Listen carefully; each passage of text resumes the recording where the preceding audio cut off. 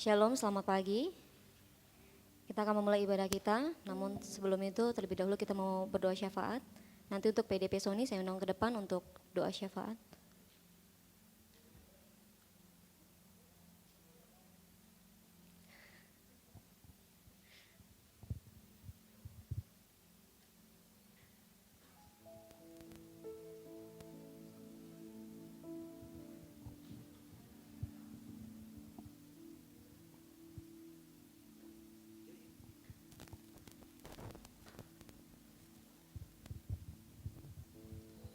Salam Bapak Ibu Saudara, mari kita satukan hati kita.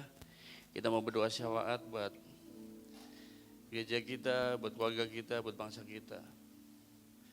Bapak, kami bersyukur buat hari ini, buat segala hal yang Tuhan izinkan bagi setiap kami. Terima kasih Tuhan, kalau hari ini kami boleh hidup, kami boleh ada sebagaimana kami ada. Itu bukti Tuhan boleh menyertai hidup kami, bukti Tuhan terus melindungi kami. Oleh sebab itu hari ini kami bersyukur Tuhan, kami mau datang pada Engkau, kami menyembah, memuji Engkau Tuhan. Mari Bapa, pada hari ini kami menyerahkan hidup kami dalam tangan Tuhan. Kami persembahkan tubuh jiwa roh kami dalam tangan-Mu Tuhan. Kami memberikan yang terbaik, menyembah Engkau dengan segenap hati, kekuatan dan jiwa kami.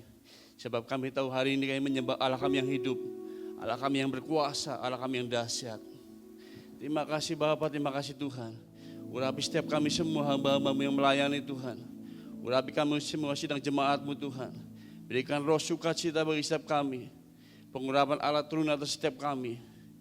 Berikan kami damai sejahtera. Berikan kami pengurapan yang luar biasa. Dan saat ini kami mengalami perjumpaan pribadi dengan Tuhan. Kami dipulihkan, kami dimenangkan. Kami mendapatkan sukacita. Kami mendapatkan kekuatan yang baru Tuhan. Terima kasih Bapak, terima kasih Tuhan, kami menyerahkan hamba-Mu yang menyampaikan firman Tuhan. Urapi dengan kuasa-Mu, sehingga firman Tuhan ini boleh menjadi kekuatan bagi setiap kami. Terima kasih Bapak, terima kasih Tuhan, sekali lagi kami menyerahkan gereja ini dalam tangan Tuhan. Kami menyerahkan hamba-hamba-Mu yang melayani, kami menyerahkan hamba-Mu yang memimpin gereja ini Tuhan. Urapan Allah yang dahsyat dan luar biasa. Satukan setiap kami para pelayan-pelayan Tuhan, hamba-hamba Tuhan, gembala sidang, tim pengembalaan. Kami menyerahkan di dalam tangan Tuhan. Sehingga gereja ini Tuhan boleh terus menjadi berkat bagi sidang jemaat Tuhan, menjadi berkat bagi sekeliling kami. Terlebih semuanya untuk kemuliaan bagi nama Tuhan. Pekerjaan Tuhan terus bergerak maju, mendapat jiwa-jiwa dimenangkan bagi kemuliaan nama Tuhan. Terima kasih Bapak, terima kasih Tuhan. Tak lupa kami juga berdoa buat keadaan bangsa negara ini Tuhan. Kami menyerahkan Tuhan situasi kondisi yang terjadi di bangsa ini Tuhan. Kami percaya kalau Tuhan izinkan segala sesuatunya terjadi. Kami punya Allah yang dahsyat dan luar biasa. Segala sesuatunya akan mendatangkan kebaikan bagi setiap kami orang-orang yang percaya pada Tuhan. Kami menyerahkan Bapak Presiden kami Tuhan, Bapak Jokowi dan Wakil Presidennya, setiap jajaran para menteri, anggota DPR, MPR, kami menyerahkan mereka dalam tangan Tuhan. Mari satukan hati mereka Bapak. Berikan roh yang takut akan Tuhan. Hikmat marifat turun atas para pemimpin kami Tuhan. Sehingga bisa mengendalikan segala situasi ekonomi, kesehatan yang terjadi atas bangsa ini, bahkan dunia ini Tuhan. Kami menyerahkan dalam tangan Tuhan. Kami percaya protokol kesehatan terus terjadi. Dan kami percaya hidup berdampingan. Dan kami boleh memasuki new normal dengan baik Tuhan. Dan tangan Tuhan terus melindungi bangsa ini Tuhan. Tangan Tuhan terus menjaga bangsa ini Tuhan. Kami percaya dan kami punya Allah yang dahsyat dan luar biasa. Engkau akan memulihkan perekonomian bangsa ini. Engkau akan memulihkan segala sesuatu yang terjadi di bangsa ini Tuhan. Mari satukan setiap kami semua. Jika orang-orang yang ingin menjatuhkan, menghancurkan bangsa ini, kami menyerahkan mereka dalam tangan Tuhan. Dan kami percaya kami bisa bangkit. Indonesia akan terjadi pemulihan, ekonomi akan terjadi transformasi yang akan terjadi di bangsa ini Tuhan. Terima kasih Bapak, terima kasih Tuhan. Sekali lagi kami menyerahkan ibadah ini dari awal pertengahan hari akhirnya. Hanya nama Yesus yang kami muliakan. Haleluya. Amin.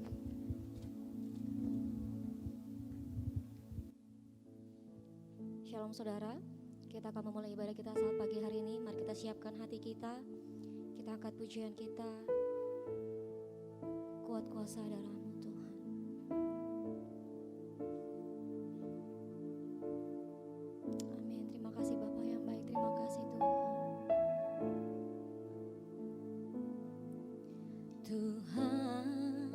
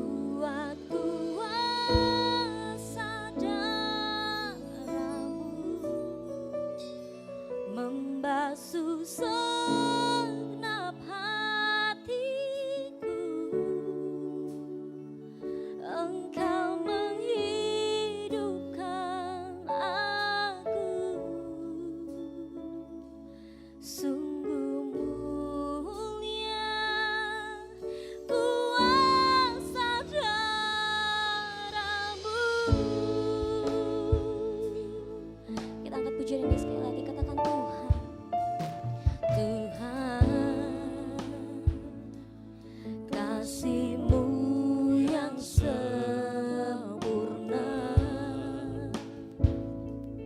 Kau berikan hidup-Mu menggantikanku, menanggung dosaku. Tuhan, Kau mampu menghapuskan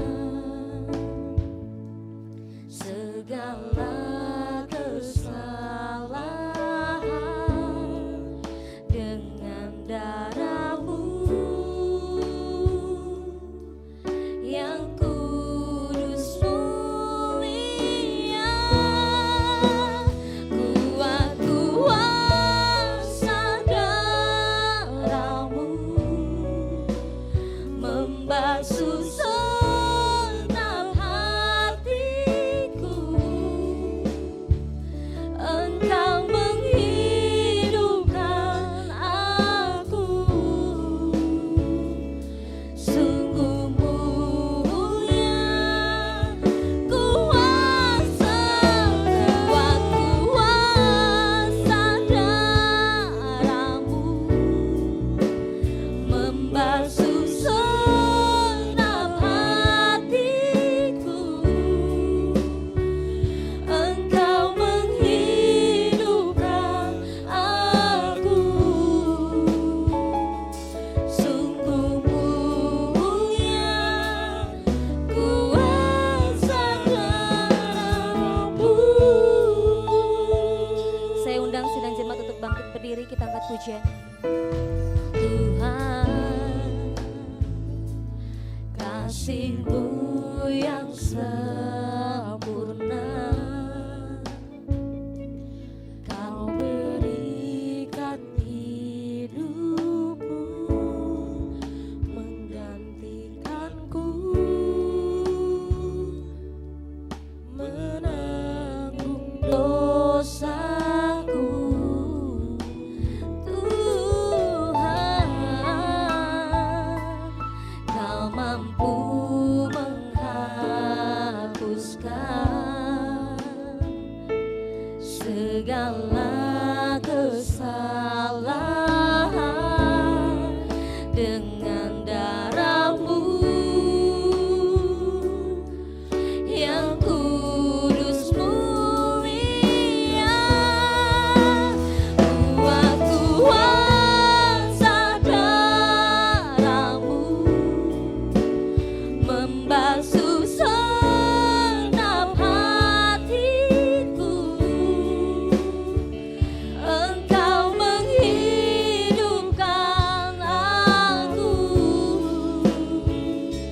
sungguh mulia kuasa, kuat kuasa darah-Mu membasuh segenap hatiku.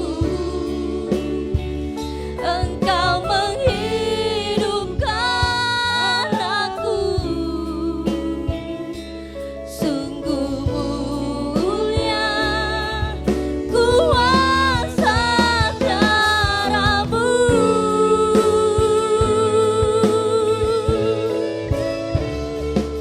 Kuat kuasa darah-Mu Tuhan.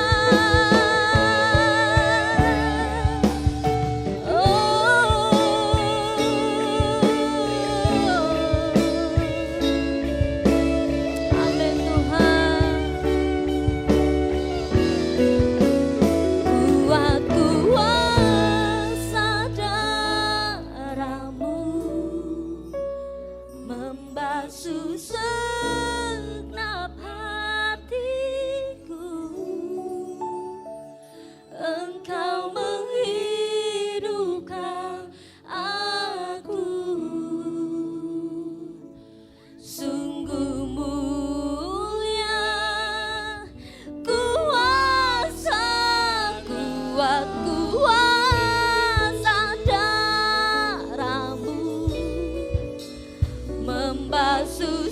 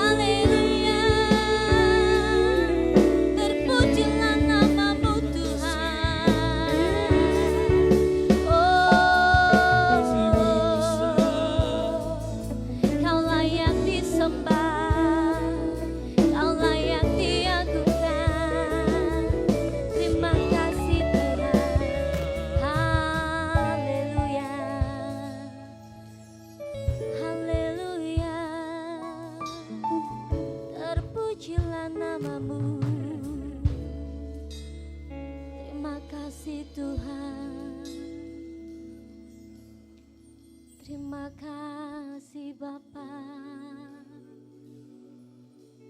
semua karena kebaikan-Mu. Terima kasih Tuhan, terima kasih Bapa. Terima kasih Tuhan Yesus, terima kasih Bapa. Kami mengucap syukur Tuhan kalau pagi hari ini kami boleh ada di tempat ini Bapa. Semua karena kasih dan kebaikan-Mu Tuhan. Kalau sebentar Tuhan Yesus kami mau memuji, memuliakan nama-Mu Tuhan. Biar setiap pujian penyembahan kami Tuhan Yesus, itu boleh layak Tuhan Yesus Kau dengar Tuhan. Terima kasih Bapa. Mari pimpin Tuhan Yesus ibadah kami ini Tuhan sampai dengan akhirnya. Terpujilah nama-Mu Tuhan. Haleluya. Mari setiap kita yang penuh dengan antusias untuk memuji Tuhan kita katakan. Amin. Shalom. Wah, ini masih 50%. Shalom. Kasih kemuliaan buat Tuhan kita. Haleluya. Saya yakini, saya percaya kita semua dalam keadaan sehat di tempat ini. Amin saudara. Kita angkat pujian kita oleh darah anak domba. Haleluya. Makasih Tuhan.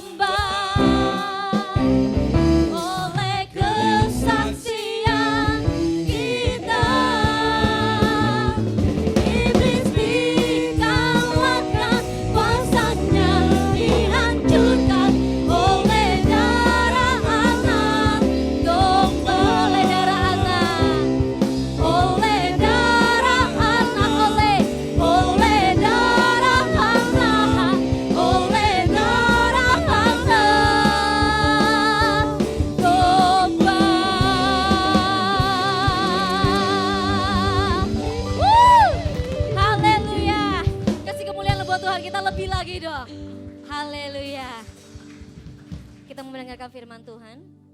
Mari silakan duduk saudara. Nanti singer boleh menyanyikan lagu ini. Kita angkat pujian kita, karya terbesar.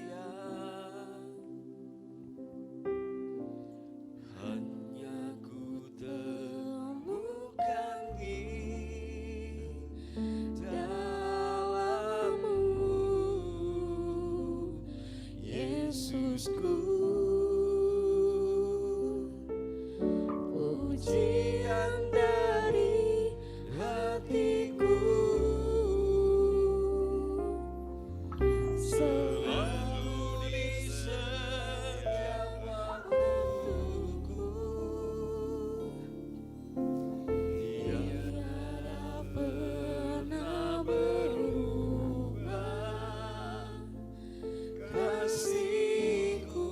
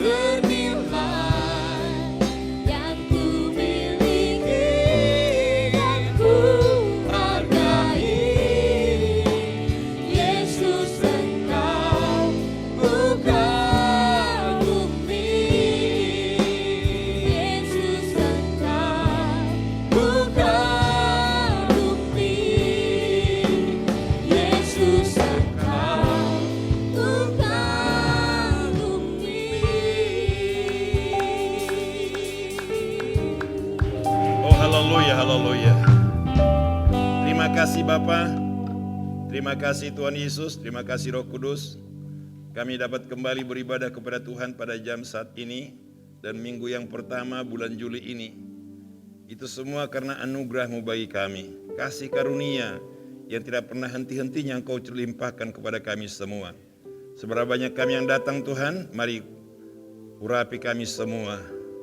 Kami sudah memuji memuliakan Engkau lewat pujian penyembahan kami. Dan saat ini kami mau merenungkan sebagian daripada firman-Mu. Berfirmanlah Tuhan lewat hamba-Mu, agar setiap perkataan yang keluar dari mulut hamba boleh memberkati kami semua. Membawa kami untuk lebih kuat, lebih tabah, dan lebih tekun dan setia dalam menjalani hidup kami dalam kondisi situasi virus corona yang melanda dunia, terutama negara kami Tuhan. Pemerintah, mereka berpikir luar biasa, mereka lelah. Demikian pula petugas-petugas medis, mereka terus berusaha untuk mencari jalan keluar menghadapi virus corona ini. Oleh sebab itu Roh Kudus berkaryalah Engkau Tuhan saat ini supaya kami mulai mampu dan kuat menghadapi hidup ini, berjalan bersama dengan Tuhan, tetap setia menanti dan menunggu kedatangan-Mu yang kedua kali. Berfirmanlah Tuhan, kami siap untuk mendengar, merenungkan, menerima, dan melakukan firman-Mu. Hanya dalam nama Bapa, Anak, dan Roh Kudus, dalam nama Tuhan Yesus Kristus, kami sudah berdoa dan mengucap syukur. Haleluya, haleluya. Setiap yang siap untuk menerima, mendengar, merenungkan, dan melakukan firman Tuhan, katakan amin. Silakan duduk jemaat Tuhan.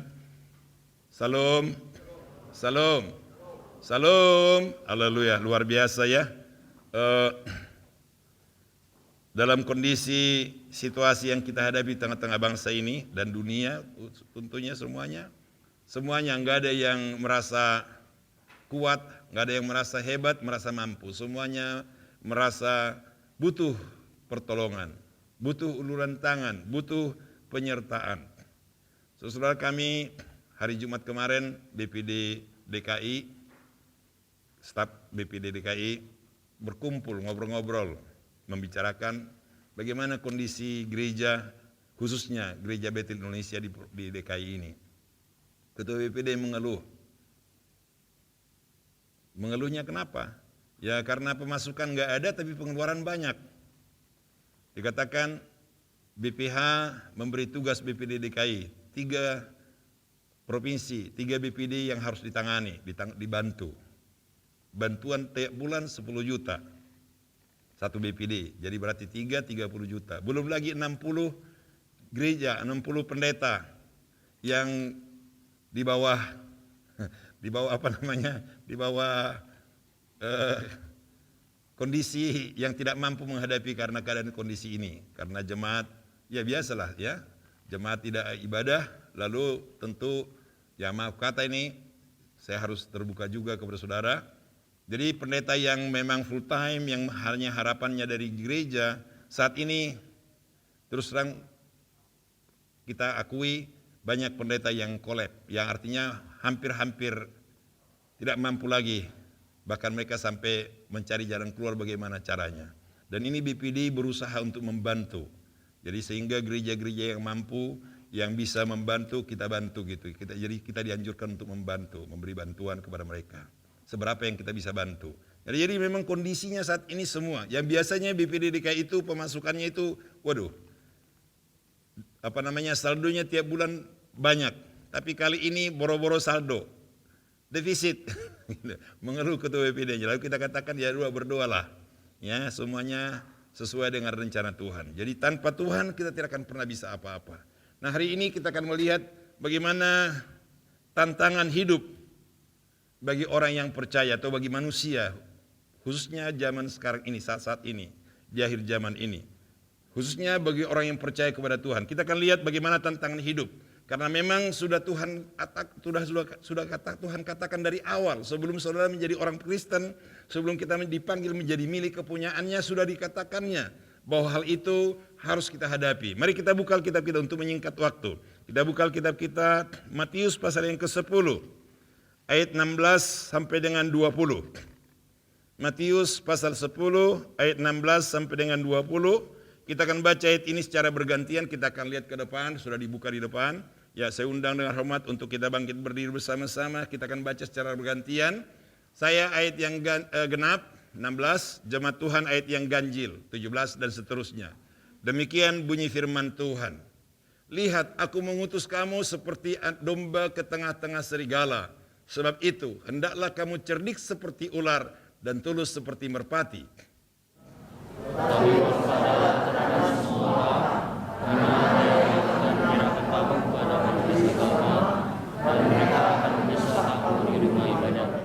Dan karena aku, kamu akan digiring ke muka penguasa-penguasa dan raja-raja sebagai suatu kesaksian bagi mereka dan bagi orang-orang yang tidak mengenal Allah.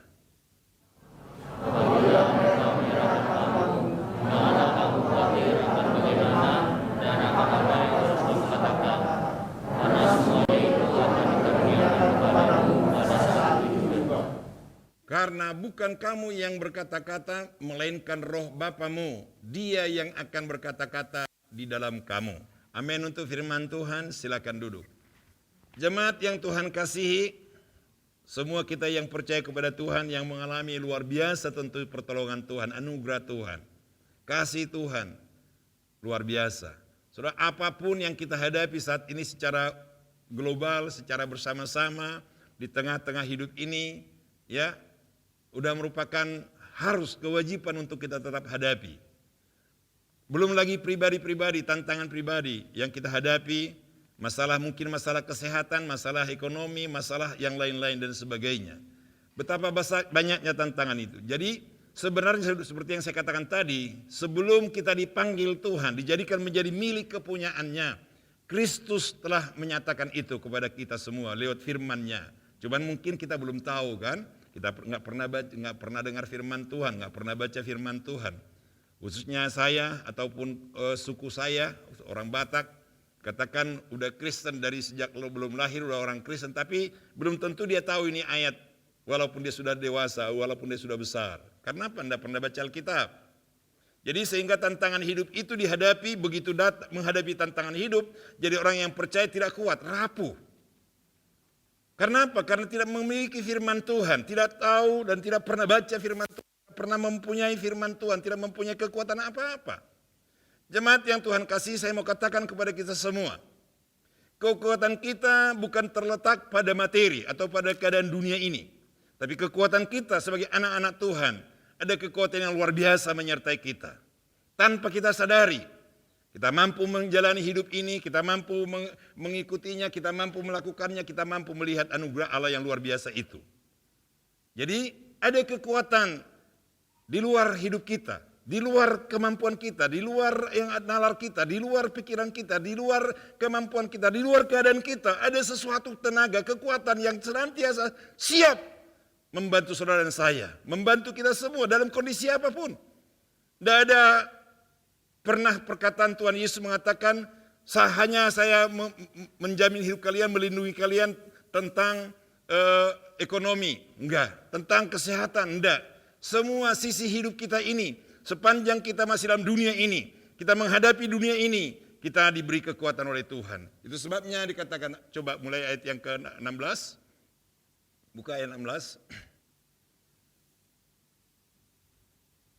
Dikatakan di sana, lihat, aku mengutus kamu seperti domba ke tengah-tengah serigala, sebab itu hendaklah kamu cerdik seperti ular dan tulus seperti merpati. Saudara, dari ayat terakhir, bagian terakhir, tengah-tengah, hendaklah kamu cerdik seperti ular, tulus seperti merpati. Ada keistimewaan orang-orang yang percaya kepada Tuhan.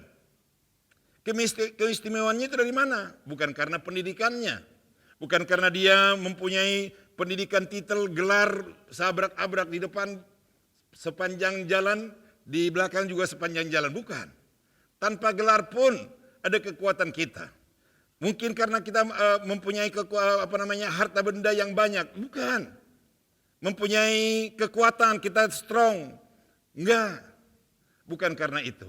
Tapi ada sesuatu yang Tuhan berikan bagi kita, diperlengkapi sebelum kita menghadapi hidup ini. Begitu kita dipanggil dan Tuhan memperlengkapi kita. Apa itu? Dikatakan cerdik seperti ular, tulus seperti merpati.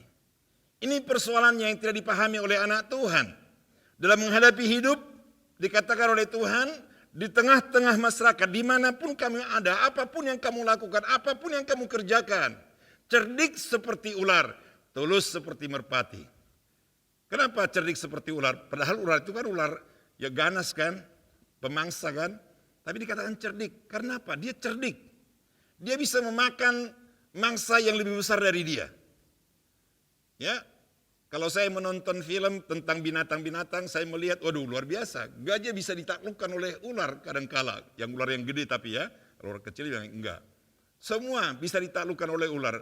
Karena apa? Karena dia cerdik, pintar, mampu melihat situasi kondisi yang dihadapinya. Ini gajah ini, wah bagaimana saya harus mematahkan, mengalahkan dia supaya dia bisa saya telan.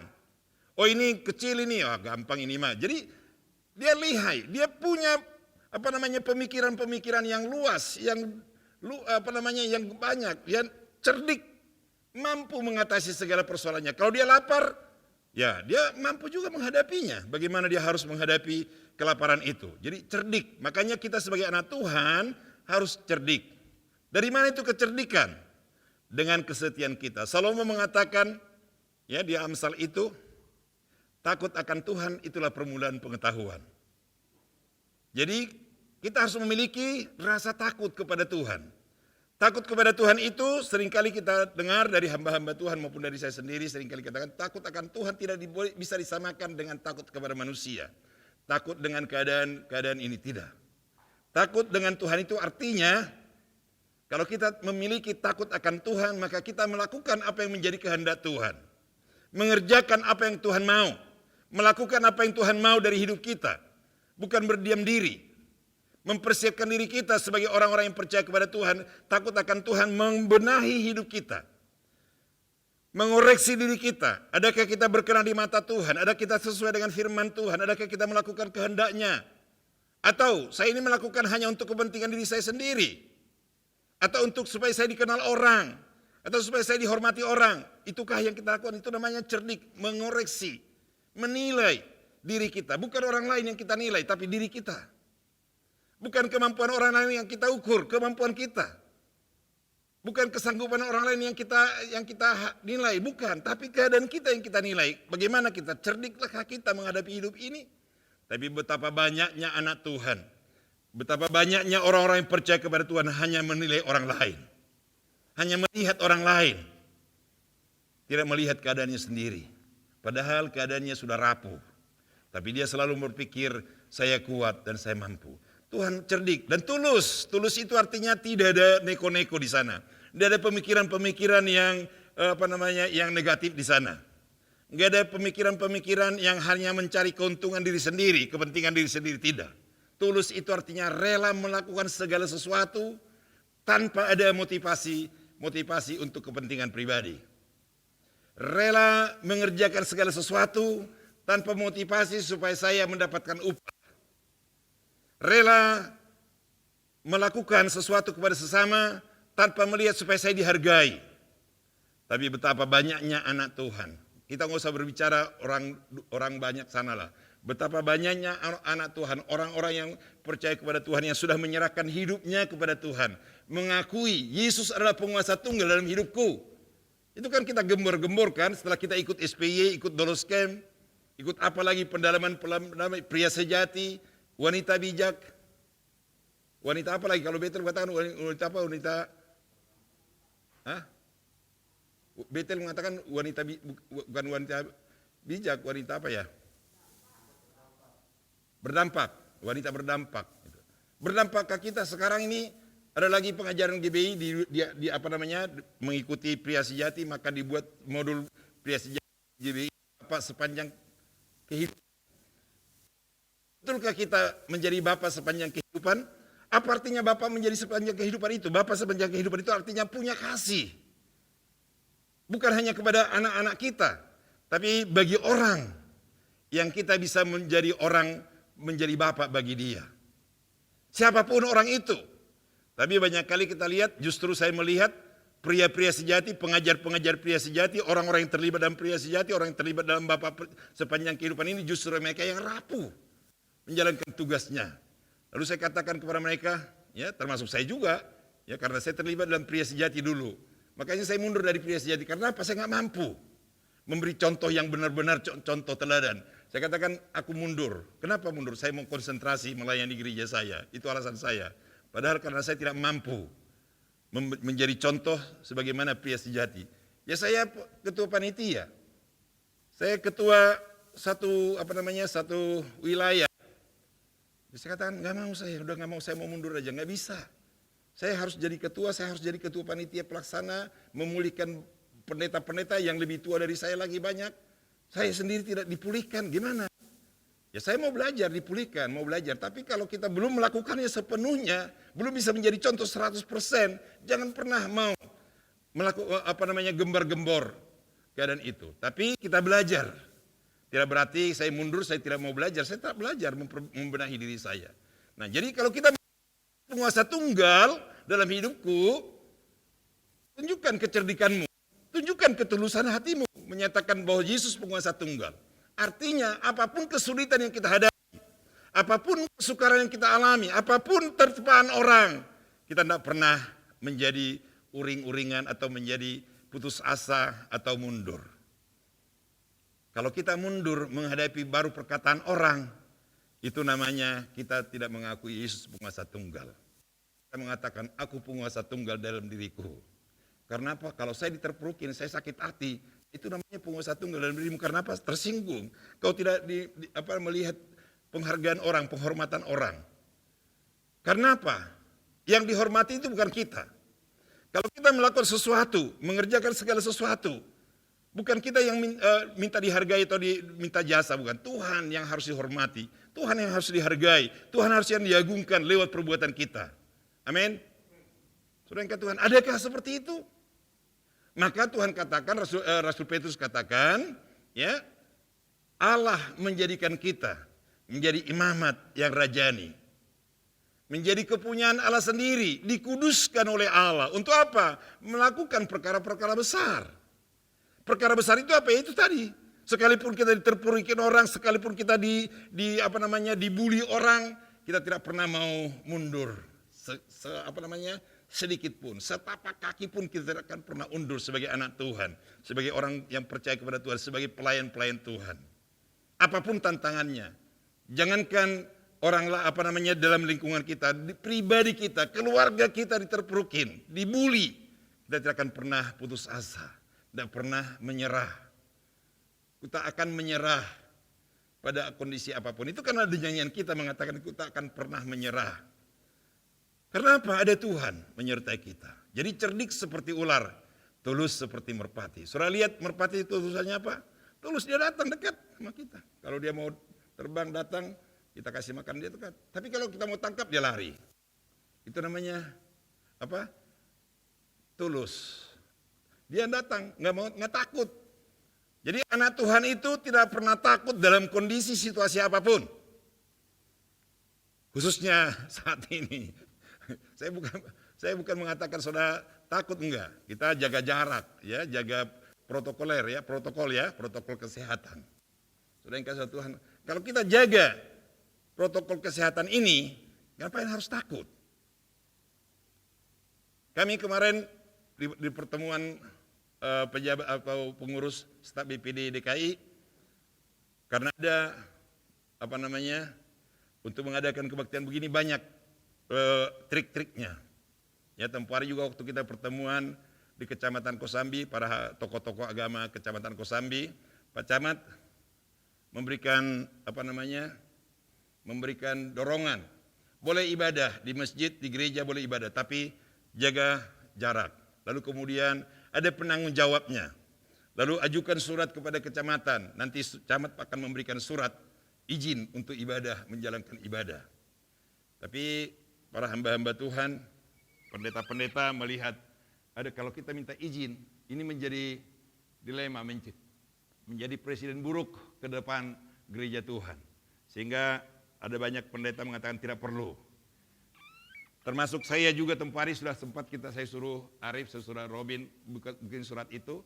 Tapi karena ada kesalahan sedikit, ada memang format dari kecamatan itu salah. Lalu saya kata, udah kebetulan itu salah, udah tarik aja suratnya, buat aja surat pemberitahuan bahwa kita ibadah. Jadi saat ini gereja-gereja Tuhan melakukan pemberitahuan kepada kecamatan, pada camat bahwa kita ibadah gitu. Jadi nggak ada harus izin lagi, tapi pemberitahuan kita ibadah, sudah ibadah dengan tadi persyaratan tadi, ada penanggung jawab, dijamin ruang gereja itu kondusif, nggak ada virus. Siapa yang bisa menjamin di gereja ini nggak ada virus? Ada nggak? Nggak ada yang bisa, hanya Tuhan yang bisa menjamin. Pendeta, mana bisa pendeta? Emang punya mikroskop, matanya bisa membesarkan bakteri-bakteri, nggak bisa. Tapi saya hamba Tuhan, sebagai hamba Tuhan saya harus lakukan itu. Sekalipun tanggung jawabnya besar.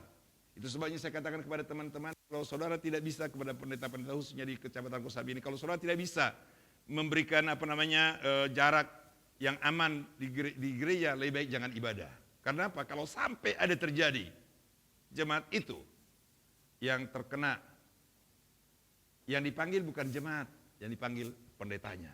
Dan bisa masuk kurungan, bisa masuk penjara, saudara. Jadi tanggung jawabnya besar. Lalu kenapa kita lakukan, para hamba-hamba Tuhan, pendeta, gembala sidang melakukannya? Karena ya itu tanggung jawab kita memang. Masa mau dibiarkan jemaat tidak ibadah? Kalau sudah diberikan kesempatan sama pemerintah, kecuali kalau pemerintah masih larang, tidak boleh ibadah. Saya kemarin buka Facebook, buka YouTube, lalu saya lihat kondisi Provinsi Banten, Kabupaten Tangerang, lalu Kecamatan Kosambi. Ternyata Kecamatan Kosambi walaupun Pak Camat katakan kita ini biru, ternyata saya lihat di situ merah, saudara, zonanya merah, saudara. Seram kan? Zona merah, kita ibadah itu, aduh, risikonya berat banget. Tapi saya katakan udah jalan mau diapain? Masa mundur? Saudara, kalau saya mundur, saya katakan tidak ada ibadah umumkan, ya berarti saya kalah. Saya tidak cerdik seperti ular, tidak tulus seperti merpati. Saya hanya mau melepaskan diri saya. Sementara kerohanian kita, iman kita tidak bertumbuh hanya di rumah aja. Jangankan saudara, saya sendiri sebagai pendeta ikutin ibadah online itu. Rasanya, aduh kayak main-main aja ya gitu ya. Mendingan baca Alkitab daripada, ini ya saya ya, nggak tahu saudara yang lain.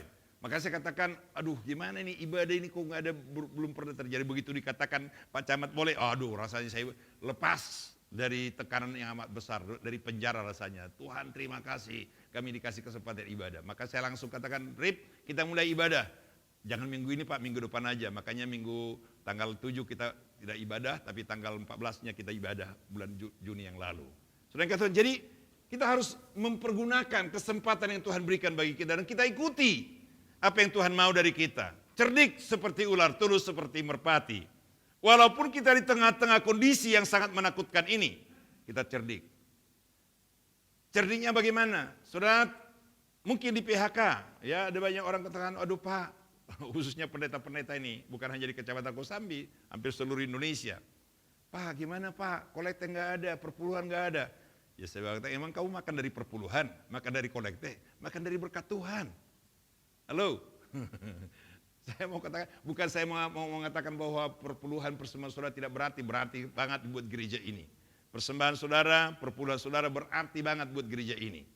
Kita bisa membantu rekan-rekan kita yang betul-betul keadaannya tidak bisa apa-apa. Ya, di Kapuk luar biasa saudara. Ya, tiap bulan ada 14 orang yang harus ditangani. Padahal jemaatnya kecil, tapi saya puji Tuhan, nggak perlu kita minta-minta ke BPD, nggak perlu kita minta ke BPH, tapi jemaat bisa mengelola sendiri. 14 orang yang harus ditanggulangi. Dengan apa? Setiap bulan 10 kilo beras, Indomie, minyak, gula, sardensis, dan sebagainya. Saya katakan sama Den, duitnya dari mana nih? Ya Bapak lah, Bapak gembala sidang, Bapak tanggung jawab. Iya, tapi walaupun saya gembala sidang, saya tanggung jawab. Kalau saya nggak punya duit gimana? Ya. Tapi saya katakan kita tidak perlu takut. Cerdik seperti ular, tulus seperti merpati. Tulus itu kerjakan, lakukan dengan sepenuh hati, dengan senang hati. Untuk apa? Untuk kemuliaan bagi nama Tuhan, bukan untuk menyenangkan manusia, bukan untuk menyenangkan hati saya supaya saya dipuji, dihargai, dihormati, enggak. Sama sekali tidak ada. Saya tidak pernah punya perasaan supaya saya dihormati, supaya saya dihargai, enggak. Oleh sebab itu mari kita mau belajar ayat 17. Ayat 17, tetapi waspadalah terhadap semua orang, karena ada yang akan menyerahkan kamu kepada majelis agama, dan mereka akan menyerasah kamu di rumah ibadah. Kamu akan disesah. Saudara, ini belum apa-apa. Virus corona yang melanda dunia, melanda manusia, melanda Indonesia, itu belum apa-apa, saudara. Dikatakan di situ, kamu akan disesah di rumah ibadah. Seperti saat ini kita ibadah, nanti satu saat saya nggak tahu kapan itu terjadi, akan ada orang datang yang membuli kita.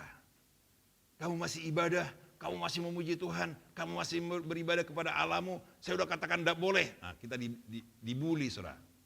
Siapkah kita untuk menghadapi? Ini yang harus kita persiapkan diri kita. Kalau kita nggak siap, bagaimana kita mau masuk hidup yang kekal surga yang mulia? Jadi waspada, hati-hati, berjaga-jaga, jangan meleng, jangan sembarangan, jangan semaunya. Maka saya katakan sama Arif, sama petugas-petugas di depan, kita ibadah, hati-hati. Jangan izinkan orang yang tidak dikenal, yang tidak pernah datang ke gereja ini untuk datang beribadah. Terus terang saya katakan, kita berdiskusi di WA antara hamba-hamba Tuhan. Lalu kalau nggak kita terima gimana? Itu kan jiwa baru. Zaman sekarang jangan tangkap jiwa baru di gereja. Tapi kalau kau mau tangkap jiwa baru, tangkaplah di rumah, atau kau menginjil ke rumahnya, datangi ke rumahnya, jangan di gereja.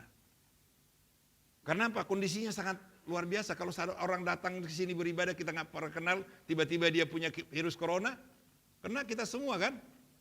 Itu kita nggak. Kenapa kita izin ke saudara? Kita tahu semua keadaan saudara. Saya tahu kesehatan saudara, saudara tahu kesehatan saya, kita bisa beribadah bersama-sama. Tidak ada kekhawatiran. Tapi kalau ada orang luar yang kita tidak kenal, dari mana dia datangnya, ya maaf aja, bukan saya mengecewakan Tuhan, tapi saya menjaga tanggung jawab saya di gereja ini untuk saudara jangan sampai terkena imbas, jangan sampai datang ibadah.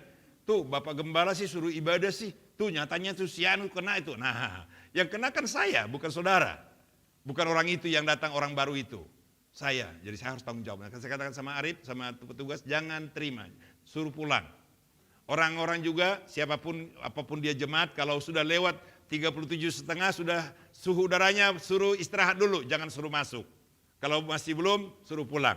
Bila perlu langsung antar ke rumah sakit, saya bilang. Itu kan menjaga kita semua, demi kepentingan kita semua. Jadi itu namanya cerdik seperti ular, tulus seperti merpati. Kita menjalankan ibadah kita, tapi kita waspada.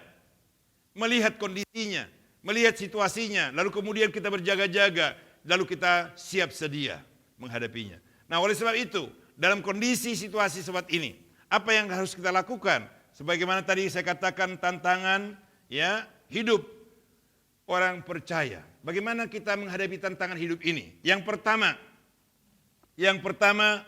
kita harus hidup di hadapan Tuhan. Tuhan mau menunjukkan. Jadi dengan kita dikatakan kita diutus sebagai anak, sebagai domba di tengah-tengah serigala, dengan utusan ini, dengan cara ini, Allah mau menunjukkan kepada saudara, kepada saya, kepada kita semua akan kekuasaannya, akan keagungannya, akan kedahsyatannya, bahwa kita tidak perlu takut menghadapinya. Saudara, anak Tuhan tidak boleh terlalu takut. Takut boleh, tapi jangan terlalu takut. Hadapi semua dengan penuh keyakinan bahwa Tuhan bersama engkau. Hadapi hidup ini dengan keyakinan, penyerahan diri kepada Tuhan, dan waspada dikatakan cerdik seperti ular, tulus seperti merpati. Jangan sembarangan, jangan semau gue, jangan semau saya, ikuti aturan-aturan yang ada. Jangan katakan macam-macam. Sekarang kan orang mengatakan new normal. Ini mah bukan new normal katanya, enggak normal katanya. Bagaimana? Mau normal, cuci tangan, ya paling sedikit 20 detik cuci tangannya, pakai sabun. Sehari-harinya saudara pernah cuci tangan nggak sebelum ini? Mau makan aja nggak, kadang-kala nggak cuci tangan ya. Apalagi mau masuk ke ruangan cuci tangan segala. Nah itu namanya nggak normal sebenarnya. Tapi bukan normalnya, artinya new normal. Jadi cara yang baru untuk kita hidupi sebagaimana adanya. Itu kita harus jalani, jangan melawan. Walaupun banyak orang melawan, apa ini si Jokowi ini? Bukan si Jokowi itu kan maunya Jokowi kan. Maunya Tuhan itu seperti itu, supaya kita berubah. Supaya manusia itu berubah. Supaya manusia itu mawas diri, supaya manusia itu memperbaiki diri. Itu sebabnya saya katakan tadi, Tuhan mau menunjukkan kepada dunia, kepada semua orang, terutama kepada orang yang percaya bahwa dia mampu memberikan perlindungan bagi umatnya. Kami kemarin Jumat kemarin BPD DKI berdoa, Tuhan selamatkanlah umatmu, lindungi umatmu jangan sampai kena virus corona. Tapi nyata juga banyak juga yang kena ya. Jangankan jemaat, pendeta aja. Pendeta di Papua habis pertemuan ibadah, ya, pendetanya kena dan mati. Ya. Di Papua itu saudara. Mereka ibadah gereja Betel, GBI, ibadah, pulang ibadah, pendetanya KO langsung istirahat selama-lamanya. Jadi kalau kita melihat ke situ, pikir ke situ, ya ketakutan yang luar biasa. Jangan ibadah dah. Tapi apakah kita harus seperti itu? Jadi itu sebabnya Tuhan katakan waspada. Waspada. Jadi Tuhan mau menunjukkan kekuasaannya, keagungannya, keperkasaannya, kemahakuasaannya. Tuhan mau tunjukkan kepada saudara. Kapan saudara akan melihat? Kapan saudara akan rasakan pertolongan Tuhan itu? Kapan akan saudara rasakan perlindungan Tuhan itu? Kalau bukan seperti keadaan sekarang ini. Gak ada amin. Takut juga ya. Ya kan, kalau kita takut juga, ya apa bedanya kita dengan orang lain? Kan Tuhan Yesus katakan dalam Matius pasal 5 itu ayat 10, ayat 20. Kalau cara ibadahmu tidak melebihi ahli Taurat orang Farisi, kamu tidak akan masuk sorga. Artinya kita beribadah untuk mencari keselamatan diri kita, ya nggak bisa. Demi keselamatan orang lain juga. Kita mau beribadah untuk kekompakan kita, kebersamaan kita beribadah memuji Tuhan. Jadi sehingga nama Tuhan diagungkan. Kita akan memasuki hidup yang kekal. Itu sebabnya kita mau lihat kuasa Tuhan itu. Kita pergunakan kuasa Tuhan itu. Kita pakai kuasa Tuhan itu. Jangan pernah takut. Jangan pernah bimbang. Manusia mau ngomong, ya kita masih ragu-ragu. Kalau saya mengatakan, saya jamin jemaat semua jangan takut. Saudara akan ragu-ragu. Tapi kalau saya katakan Tuhan menjamin, Tuhan memberikan perlindungan buat kita. Saudara juga harus yakini itu bahwa ada penyertaan Tuhan. Nah itu yang pertama. Yang kedua,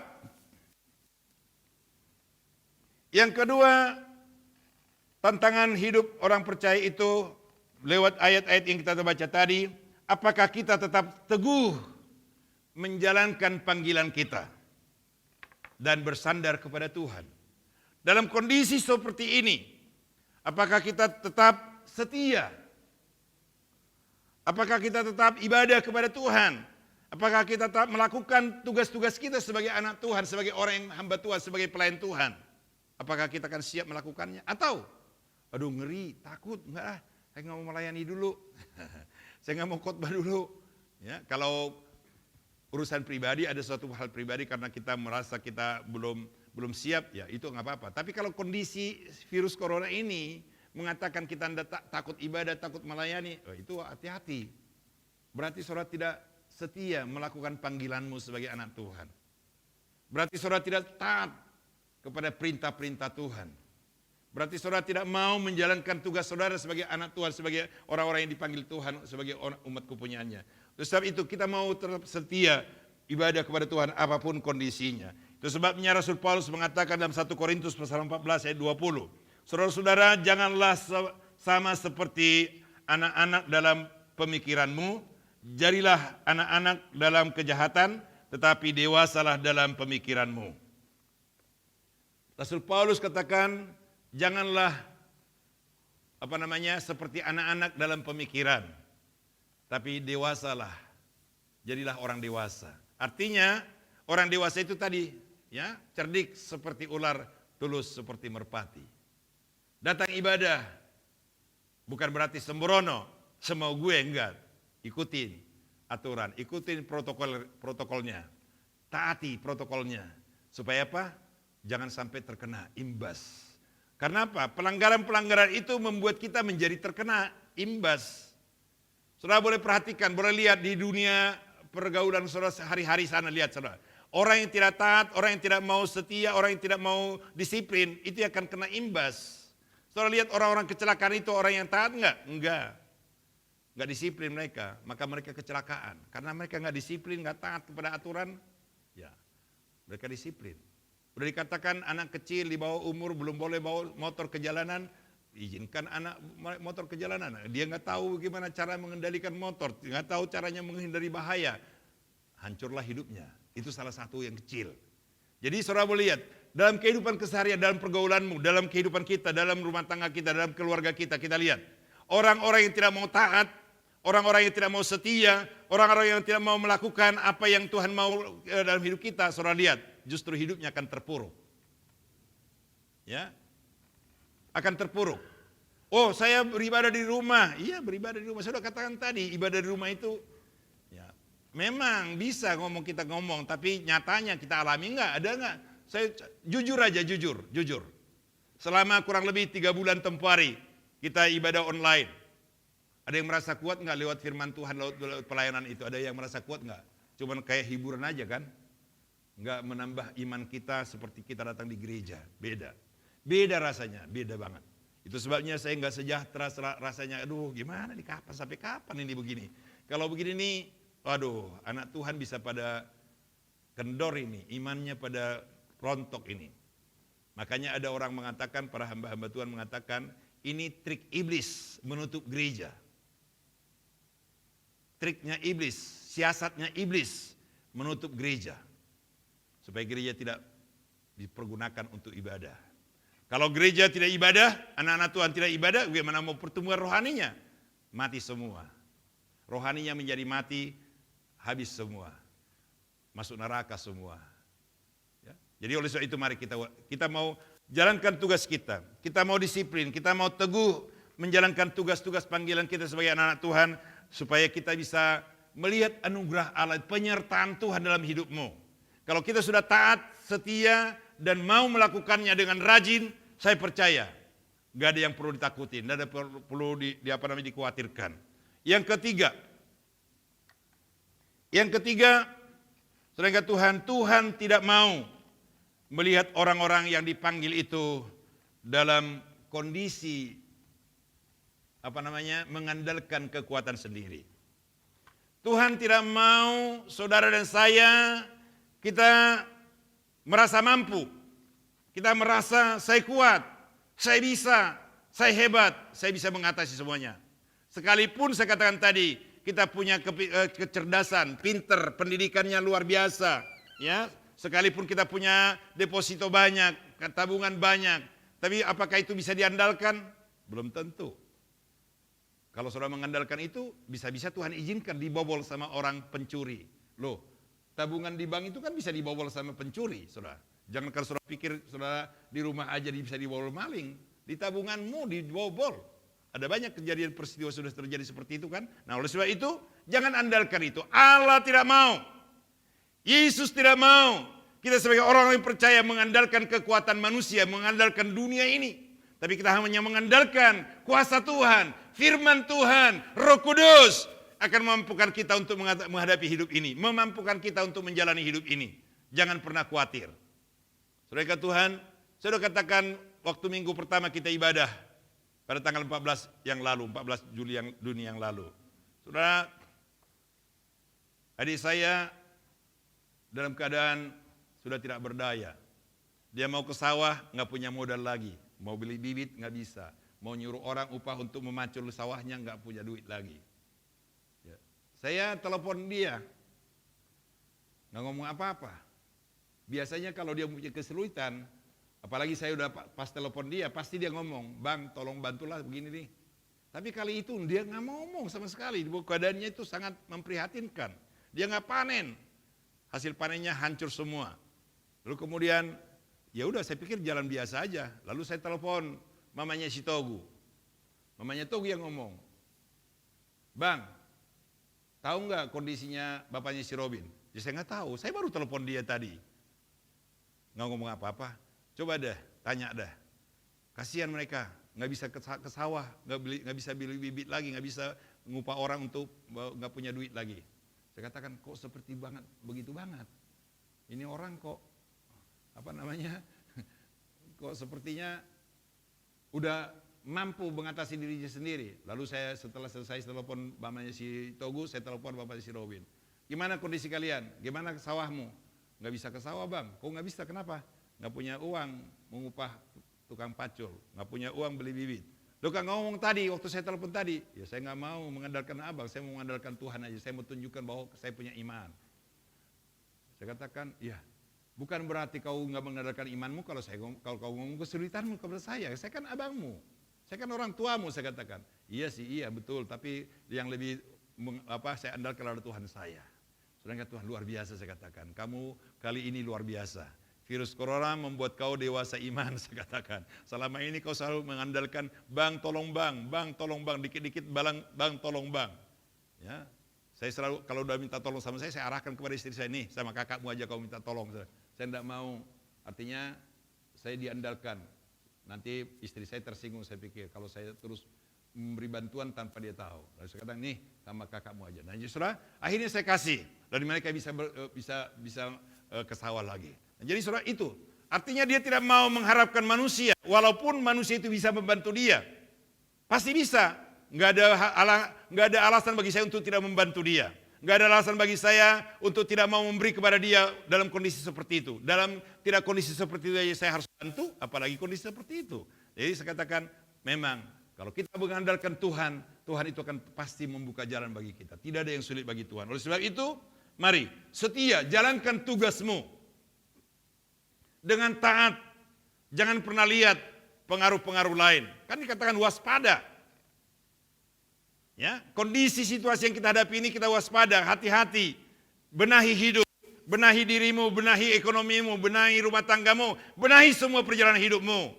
Karena apa? Saya katakan virus corona ini tidak akan pernah berhenti, tidak akan pernah berakhir, akan terus berlanjut. Karena apa? Ini tanda-tanda akhir zaman kedatangan Tuhan. Saudara lihat, di luar negeri virus apa yang baru lagi sudah terjadi? Negara mana itu? Ada 3 negara kalau nggak salah sudah menghadapinya. Virus yang baru selain virus corona ini, yang mematikan juga. Jadi memang itu adalah firman Tuhan. Pada akhir zaman akan terjadi bencana alam, peristiwa-peristiwa, orang akan terus terjadi pertempuran, peperangan, raja melawan raja. Virus akan terus, wabah, penyakit akan terus merajalela. Ini tanda-tanda. Jadi kalau kita tidak mau ibadah kepada Tuhan, lalu kapan kita mempersiapkan diri? Kalau saja nanti kita dalam kondisi tidak setia, dalam kondisi tidak siap, dalam kondisi kita di rumah, nggak mau ibadah. Tiba-tiba Tuhan datang kedua kali. Sangkakala berbunyi. Siapkah saudara? Masukkah saudara ke dalam panggilan hidup yang kekal surga yang mulia itu? Ya tidak terpanggil, akan tersingkir, akan menjadi seperti 5 anak darah yang bodoh. Kenapa tidak punya persiapan? Oleh sebab itu mari, siapkan diri, setia apapun kondisi situasi yang kita hadapi saat ini. Apapun kondisi yang membuat kita keadaannya yang sangat memprihatinkan, jangan pernah takut, tapi serahkan diri kepada Tuhan, berharap kepada Tuhan, Tuhan akan menyertai saudara. Sebagai ayat yang terakhir, 1 Korintus pasal 15 ayat 33, demikian bunyi firman Tuhan. 1 Korintus pasal 15 ayat 33, janganlah kamu sesat, pergaulan yang buruk merusakkan kebiasaan yang baik. Saya ulangi sekali lagi, janganlah kamu sesat, pergaulan yang buruk merusakkan kebiasaan yang baik. Saudara yang kasih Tuhan, saudara bisa tetap setia kepada Tuhan, ditentukan pergaulanmu juga. Imanmu bisa bertumbuh, semakin dewasa imanmu, ditentukan pergaulanmu juga. Siapa sahabatmu, siapa temanmu bersahabat. Sekalipun mungkin orang-orang gereja, tapi kalau persahabatanmu, perkumpulanmu hanya bicarakan orang, ngomongin orang, lalu kemudian hal-hal yang duniawi yang kau bicarakan di sana tidak akan menumbuhkan imanmu. Maka dikatakan itu waspada. Berhati-hati, jangan sesat. Ya. Karena apa? Karena firman Tuhan katakan kita tidak bisa menilai orang itu dengan pandangan mata kita. Kelihatannya dia setia kepada Tuhan, kelihatannya dia melayani Tuhan, tapi hatinya melayani Tuhan enggak. Setia enggak dia? Belum tentu. Dunianya, badannya, jasmaninya bisa ada di gereja. Bisa ada dalam pelayanan. Tapi pikirannya, otaknya ngawang. Saudara Tuhan, itu namanya yang pemikirannya anak-anak. Itu sebabnya dikatakan pergaulan yang buruk akan mendatangkan pengaruh yang tidak baik bagi kita. Itu sebabnya di akhir zaman ini kita harus berhati-hati dengan siapa saya bergaul. Jangan lihat, oh dari dulu dari kecil saya udah bergaul sama dia, udah sahabat saya. Ya bisa aja. Dari kecil sahabat tapi udah dewasa berbeda pemikirannya. Saudara yang kasih Tuhan. Nah oleh sebab itu sekali lagi mari. Jalani hidupmu, ya. Ingat Tuhan itu menunjukkan kuasanya bahwa dia adalah Allah yang luar biasa. Dia tidak akan pernah membiarkan engkau dipermainkan dunia ini. Aku membuat engkau bukan ekor tapi kepala. Aku membuat engkau bukan turun tapi selalu naik. Keberhasilan itulah janjinya Tuhan. Saudara, dia tidak pernah menjanjikan memang selalu cerah semuanya, mulus semua, tidak. Tetapi ada tantangan, ada pergumulan. Supaya apa? Supaya kita bisa melihat kuasa Tuhan. Mari, kita mau bangkit berdiri, kita mau datang kepada Tuhan. Kita mau melihat pengumuman kita selama sepekan. Terima kasih kepada hambanya, Pendeta Basirun Sirait yang sudah memberkati kita lewat firman Tuhan hari ini. Tuhan memberkati pekerjaan, pelayanan, dan pekerjaannya semakin hari semakin bertambah-tambah dalam Tuhan. Berikutnya.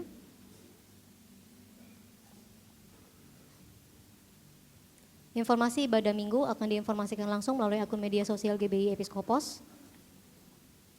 Jadi buat Bapak Ibu Saudara-saudara yang belum tahu, bisa di-add langsung Instagramnya dan Facebooknya ya. Selanjutnya, ini adalah YouTube channel dari GBI Episkopos Family.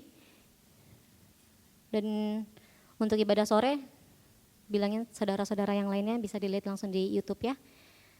Dan berita duka cita, telah dipanggil ke rumah Bapak, Ibu dari Bapak Mediman di Nias pada hari Sabtu, tanggal 4 Juli.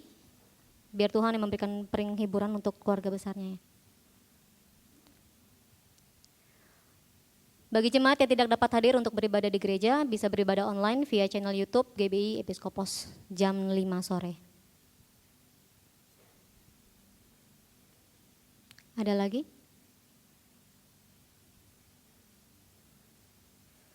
Itu aja yang menjadi pengumuman kita. Kita mau mengakhiri ibadah pagi hari ini. Saya undang Bapak Ibu untuk bangkit berdiri. Kita angkat pujian kita, karya terbesar.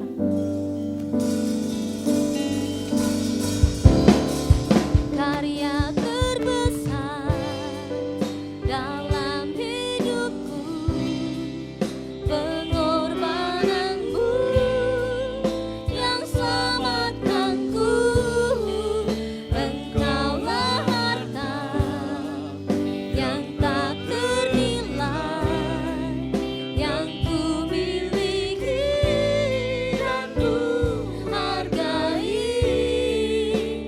Yesus, Engkau ku kagumi. Karya terbesar dalam hidupku, pengorbananmu yang selamatkanku. Engkaulah harta yang tak ternilai, yang ku miliki dan ku hargai. Yesus, Engkau ku kagumi. Yesus, Engkau ku kagumi. Yesus, Engkau ku kagumi.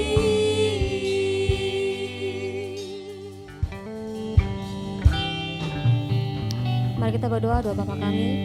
Bapa kami yang di surga, dikuduskanlah namamu. Datanglah kerajaanmu, jadilah kehendak-Mu di bumi seperti di surga.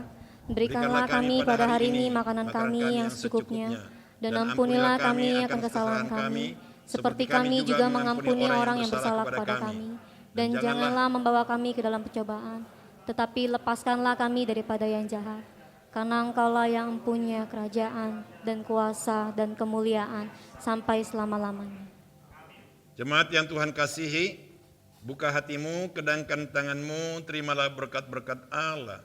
Sidang jemaat saleh-saleh Kristus yang Allah kasihi, pulang dan kembali kepada kehidupanmu sehari-hari dengan segala tugas pekerjaan yang telah terpercayakan kepadamu dengan iman dan berharap kepada Allah. Allah memberkati engkau, Allah melindungi engkau, Allah mencarkar sinar kemuliaan wajahnya di tengah-tengah keluargamu, dalam tugas-tugasmu sehari-hari, bahkan dalam pergaulanmu di tengah-tengah masyarakat. Oleh sebab itu, pulang, terima dan bawalah kasih anugerah, berkat dan rahmat keselamatan dari Allah Bapa, damai, sejahtera dan sukacita dari Yesus Kristus, serta persekutuan dan karunia Roh Kudus menyertai saudara-saudara saat pagi hari ini sampai Maranatha, Tuhan Yesus datang kedua kali. Di dalam nama Tuhan Yesus Kristus kami sudah berdoa dan mengucap syukur. Haleluya, haleluya. Yang diberkati Tuhan bersama saya katakan, amin. Silakan dulu saudara. Nanti saat pulang, gak usah salaman. Salaman kita seperti ini ya, sehati ya. Tuhan memberkati. Salam. Saat teduh.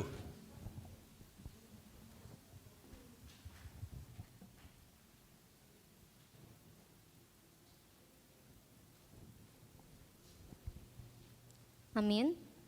Selamat pulang, Tuhan Yesus memberkati.